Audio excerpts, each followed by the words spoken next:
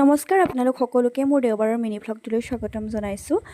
ৰাতিপুৱাৰ পৰা অলপমান ব্যস্ত হৈ থকাৰ বাবে ৰাতিপুৱাৰ সময়খিনি আচলতে ভিডিঅ' কৰিব নোৱাৰিলোঁ। এতিয়া সন্ধিয়াৰ সময়ত অলপমান ওলাই আহিছোঁ, ভাবিলোঁ অলপমান ভিডিঅ' কৰি ৰাখোঁ।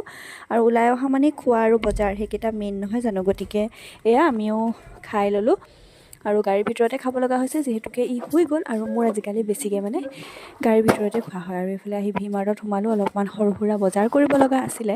ইয়াৰ খেলনা দুটামান ল'লোঁ, আগৰকেইটা মানে সি লৈ আৰু মানে আমনি পাই গৈছে, সেইকাৰণে বোলো দুটামান লৈ লওঁ। আৰু মোৰো সৰু সুৰা দুটামান বস্তু কিনিব লগা আছিল আৰু কিনি মেলি আহোঁতে এয়া বৰষুণেই দিলে নহয় আৰু যেনে তেনে আহি ঘৰ পালোঁহি।